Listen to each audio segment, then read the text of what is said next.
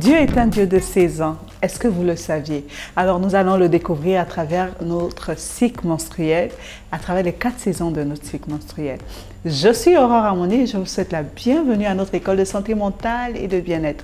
Une école qui est pensée et faite pour vous accompagner à un bien-être intérieur, émotionnel et physique. Aujourd'hui, nous parlons du cycle menstruel, des 4 saisons et des bienfaits que toi et moi pouvons en tirer. Le corps humain de la femme est une symphonie bien harmonisée qui commence au début de règles et qui se finit au début de prochaines règles. Nous avons 4 cycles menstruels, je dirais plutôt 4 saisons dans notre cycle menstruel parce que nous n'en avons qu'un seul. Et ces 4 saisons sont des rythmes composés de variances. Dans chaque étape, tu peux en tirer un bénéfice merveilleux. Alors, je vais rapidement te présenter les 4. Nous avons l'hiver, nous avons le printemps, nous avons l'automne et nous avons l'été. Alors, à l'hiver, c'est un moment où c'est un moment de repli sur soi. Tout devient gris, froid. On est plutôt porté à l'intérieur de nous-mêmes. On est porté à la méditation. On est porté au repos. On est porté à l'intériorisation.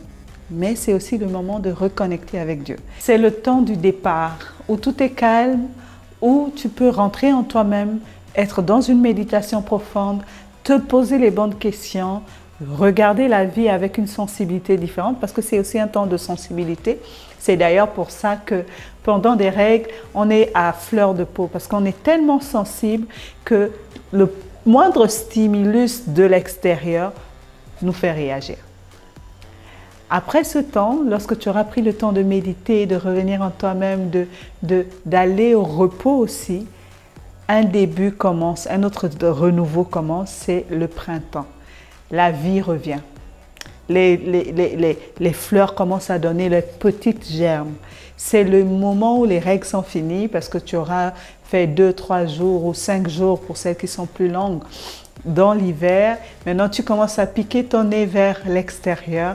Tu commences à réagir à ce qui se passe dehors. C'est aussi le moment où tu peux commencer à planifier, à programmer, à visionner, à te dire, OK, maintenant que le soleil est en train de réapparaître petit à petit, qu'est-ce que je fais de ce temps? Qu'est-ce que je veux mettre en œuvre? Quel est le projet que j'avais peut-être laissé en stand-by avant l'hiver, sur lequel je veux redémarrer, me repositionner?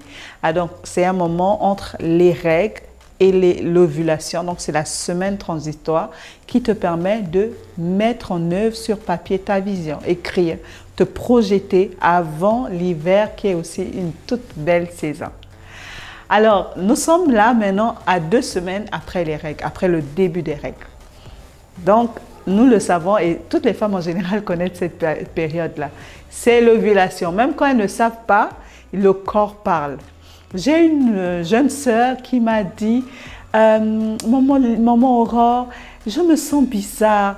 J'ai envie d'être en relation, d'être câlinée. » Et j'ai demandé « Tu es à quel moment, à quelle période? Est-ce que tu peux me situer la période de tes règles? » Elle me dit « Bon, je ne sais pas. » J'ai dit « Tes règles sont arrivées quand elle me situe? » Et on se rend compte que c'est la saison de l'ovulation. C'est la saison où on reprend l'énergie. Mais pas que. C'est aussi la saison des amours. Dieu a fait toutes choses belles en son temps. C'est la saison où tu as envie d'être aimé et donner de l'amour. C'est aussi la saison où tu verras que tu auras besoin de mettre plus de couleurs, de te sentir plus en état de gaieté, de partager de l'amour, d'attirer l'attention sur toi. C'est la saison où tu as l'énergie à son pic. Dans cette saison qui ne dure qu'une semaine, ce que moi je te conseille, c'est que parce que tu auras commencé à méditer sur ta vie, sur ce que tu veux et que tu auras commencé à projeter sur tes projets, maintenant, mets-toi en œuvre. Concentre toute cette énergie pour réaliser ce sur quoi tu as pris 2 semaines pour élaborer et mettre en œuvre. C'est la saison favorable. Alors, pour les femmes mariées, c'est la saison des amours. Donc, profite avec ton bien-aimé, c'est le bon moment. Pour les jeunes filles, Dieu a fait quelque chose de spécial, c'est que cette saison est une saison de créativité énorme. Crée, mets en œuvre, va dans le relationnel sans t'exposer, communique avec les gens que tu aimes, donne de l'amour aussi aux enfants, dans ta passion, parce qu'on en a toutes, mais va à fond dans ce qui est sain pour toi. Refocalise l'énergie, ne reste pas dans les romances et des choses qui vont t'exposer, mais mets en œuvre des choses positives qui vont te permettre de concentrer ton énergie et de faire naître quelque chose de positif.